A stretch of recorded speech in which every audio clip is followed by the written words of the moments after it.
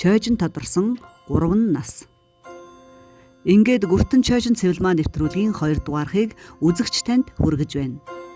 Баянгор аймгийн 3 булаг суманд амьдрах Галсан Жамц Нямжав хоёрт нэгэн охин заяасан нь цэвэлмаа юм. Чойжин болох хүн аяндаа өөрөө тодорч илэрдэг, эсвэл ламнар тусгай шалгуураар тодруулан дараа нь нарийн дэг жаягаар удирдан чойжин болгодог.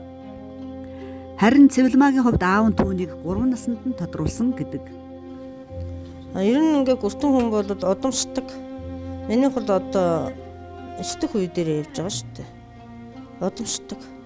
Удмын бэж ижил сахиус болж, сахиус бууж тэр шид үзүүлдэг. Миний сахиус бол одоо Монголдон бол одоо энэ зуунд одоо хүүхэд амьлуулаа. 5 цаг нас орсон хүүхэд амьлуулаа. Тэрнээс гадна 20-од хүн амьлуулаад зөндөө хавдар ингээд идгээж зөндөө хүмүүсийг одоо босгож нэлээ шид үзүүлсэн сахиус. Миний сахиус бол одоо Монголын ард түмэн бол антахгүй 21 жил хийж байна. Багаасаа төрнө гэдэг чинь амар юм болж байгаа шүү дээ. 3 наснаас нь тодорсон хүн. Тэгээд тодруулаад манай аав намайг нууцсан байгаа шүү дээ. Эсрэгөө захиргаалттай үед чи юундаа тэгхөө. Тэгээ одоо 70 хэдэн он тодруулаа 3 настай 70 хэдэн он тодруулаад нууцсан байх нь шүү дээ. Манай ээж бас тарин намшаад намайг халуурж явахд үлэхэд зүгөрлөж хүмүүс шүү дээ. Ингээд тарин намшаад фэл үлэхэд би зүгээр халуун намтчихдаг. Вирус им уудгүй байсан хүүхэд байх та аавгаа. Тэгээ би ч одоо ямар ч одоо захиргаалттай үеж өссөн хүн шүжиг байхгүй шүү дээ. Тэгээ явж итэл аав минь хамаг юм үлдээш надад сахиус тэгээ элдв хангаа юмуд үлдээсэн. Тэрнийг би одоо авч явж байгаа хүн. Тэгээ удамхаа гоцтой. Галсан Жамцгай нууцаар сахиусаа буулгадаг айл хөршинхний гайтай ямиг гаргаж тусалдаг байжээ. Тэрээр хутагт хувилгаадын нутаг Завхан аймгийн Яруу суманд төрсэн хувилгаан хүн байсан гэдэг. Хилмигдүүлэлтийн үед цухтааж явсаар Баянгор аймагт суурьшжээ. Тэгээд миний аав чинь тэгээд нас орохтой намайг бүс их захиж үлдээсэн байсан. Тэгээ би чинь аавыгаа байхад бол айлд орж хоол иддэг. Жихэр үлээл гэж иддэг. Өвөр дөр нь хүзүүн дээр нь өссөн хүн. Айлд орж унд ууддаг, хоол иддэг. Дандаа үлээсэн юм идэж жагаад аав нас бараад тэгээ ээж тэгин гоцроод ээж минь намайг 8 дугаар ангид байхад 90 онд нас орсон. 90 онд нас ороход би чинь тэгэл 2 ахтайгаа гоцорч байгаа шүү дээ. 2 ахтайгаа гоцрохдоо би чинь бас нутагтаа бас нэлээ ажилсгаараа тэргүүттэй нэр хүндтэй л ивсэн.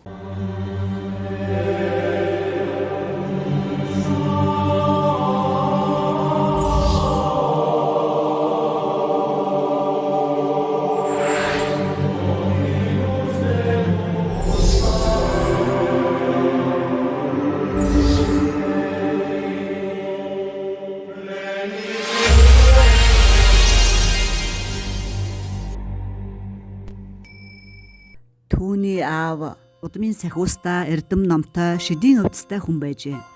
Харин тэрхүү удмын өвдөс охинд нь өвлөгдснөөр түүний хувь тавилан хожимо эгэлжирийн иргэдээс өөрөөр зурагдсныг бяцхан охин яахан мэдхүлээ.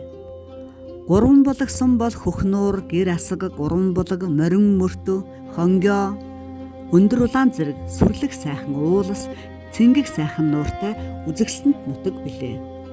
Тэрээр ийм л сайхан нутагт сумын төв дээр аав ээжийн хайранд дэндүү эрх танх айлын инхри охин болж өсжээ. Анхлээд би өөрөө мэддэггүй байсан чинь манайх наадам болоод би дөнгөж нэг 20 байсан юм 19 байсан юм манай үеийн найзууд нэгээд цог явъя гэд баригдаа наадам дэвэ гэдэрсэн амар гол үйлчлэх их голнууд үйлчлэхтэр мантай ч аюултай шүү дээ. Тэг чинь явъя гэдэрсэн байхгүй. дээр нь би явъя гэсэн чинь манай ах жаахан тэгж жаад надад нэг том хүрэн морь барьж өгдөө. Тэгээд тэр том хүрэн морь унаад явсан чинь тэр манай найзууд нөгөө голдч улсаа алцсан. Дөрөв яг нөгөө бүгсэн ингээл эмэйл нь үзэгдэл хондлоо нь үзэгдэл жихэн үзэгдэл бусдад далдчихж байгаа юм чинь үердэг болд. Тэгээд урсаа нөгөө моржтэй урсаа нөгөө уургуулсан залуучууд голын урд нөгөө хүн ойчууд барьж авах гал шүүг ингээл тавкалдаад байж хаад яагаад ч миний морины хөлд нороогүй ус нь хоёр тийшээ босоол ярагдцсан надад. Тэгэл хүмүүс чи яагаад ингээ уурсаж мосхгүй гутас мос ч норохгүй ингээд тэд нар чи харахгүй ч тэр шидэг. Гутас мот ч ингээ норохгүй хүрээд морч нороогүй туурын нороогүй гараад ирж байгаа юм. Тэгэл би ч нөгөө хөдөө хоёр ахтайгаа амьдэрдэг нэлээ малтай бас ангийн мал хардаг манай ах. Тэгээд юу яхад нөгөө тугал өхөл нийлэх гэл тавхдаг байхгүй. Тэгээ нөгөө эсхий нөгөө зузаан юу одоо нөгөө юу гэдэг лээ бакал өмссөн маш хөдөө нөгөөт чинь. Тэгэл ноомс байхгүй хөл холгоо шивэртэй. Тэгэл хөл холгоо гүүж жагаад энэ одоо хоёр тийшээ давхих ч юм уу битээ нээлээсээ ихэд ерөөс нийлдэгс шүү дээ. Түүнийг бага байхад үст баасан хүү гэдэг шидийн өвдөлтөй эмгэн байжээ. Дарихээ манаж байна хэмээн өвлийн хүүтэнд өлгийг нь солих хооронд үүдийг нь барьж өгдөг. Түүнд их сайн ханддаг. Мөн дуламсран гээд аавынх нь өргөж авсан хүүгийн эхнэр байж биеийн өвтгөд цэвэлмаа биед нь хүрэхээр эрүүл болчихдаг гэд түүнд их хайртай байж. Одоо тэр хөгшин нутагта амьд сэрүүн амьдарч байна. Тэрээр багын найз хөгжмийн зохиолч дуучин Норвын баасанд орчтойгоо өдөржин худалдаа бэлтгэлийн ангийн хашаанд халтаатлаа эрг боолтоор тоглодог хүүхдүүд байсан гин.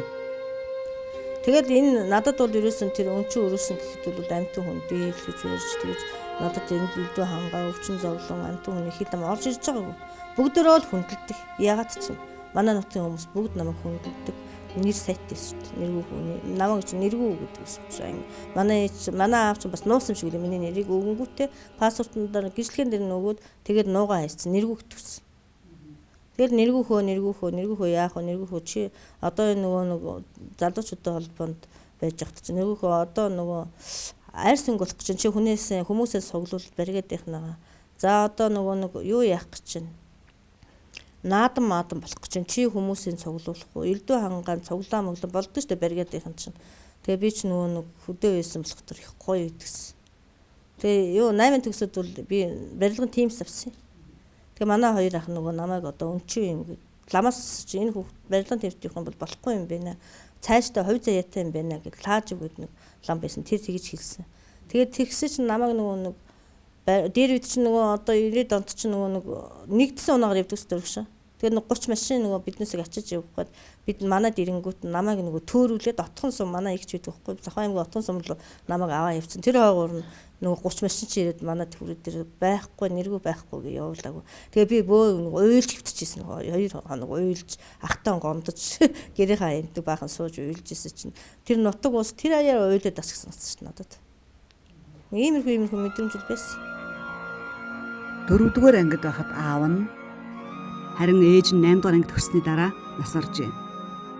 Тэр үед наран гэдэг эмээ энэ эрх танх хүн яаж амьдрандаа гэж санаа зовон уйлж сэтгэлээ сайн бариараа үсээ бөөсдүүлж болохгүй шүү хэмээн аминчлан захидаг идэ цагаа чихэр боовгдөг байж. Тиймээс цэвэлмаа түүний хэлснийг ямагт санаж ихэд цэвэрч нэм бовссон байна. Хэдий өнчин өрөөсөн хоцорсон ч хоёр ах нь түүнийг маш их хүндэлж хайрладаг байж. Тэрээр ах нар аав эгч нарынхаа болон айс ахалтынхныхаа хайр халамж тус тэмэнд бөмбөрч өсжээ. 8-р анги төгссөний дараа хөөврийн ус гэдэг газар мал маллах болжээ. Байгалмаа гэдэг найз нь түүнд мал маллах, сүүс айл авах, морь унахыг зааж өгчээ. Тэр хоёр 22-ын торгон дээлэмсэж, хороом гутлуулж, дурдан бүс ороож, дуртай морь унаж давхсан ганган дэгжин охид байж. Тэр үед Баянбулгийн отгоны залуучууд их ирдэг, тэдэнтэй нийлж дөргиж, морин дэл дээр хийсэж явсан 5 жил нь түүнд мартахын аргагүй сайхан дурсамжийг үлдээжээ. Энийг бол одоо сахус аавын сахусл юм байна. Тэ? Тэгээ сахусл гэнэ. Одоо сахусгаар их шүтдэг шүү дээ. Өвлөгдөж ирсэн.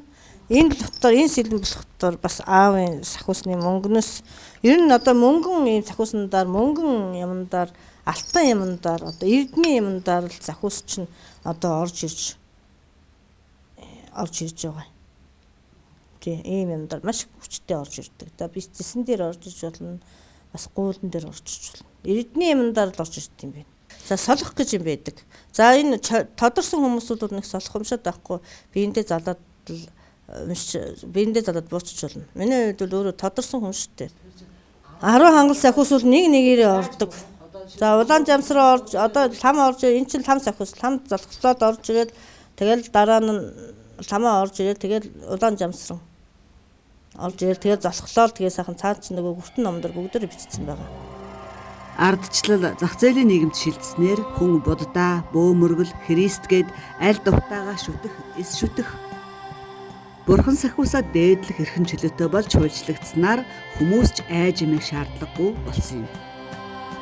Шарын шашны дээд номын сахиус чойжин сахиусыг залагч хүн бурхан хоёрын хоорондох зуучийг гүртэн хүн гин.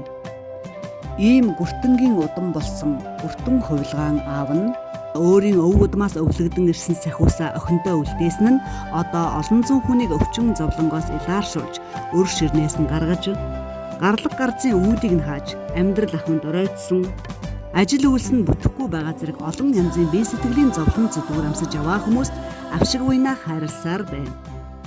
Тэрээр энэ цагт гүртэн удмаа үргэлжлүүлэн чойжин сахиусаа залж аваа эгэл даруй эмхтэй юм.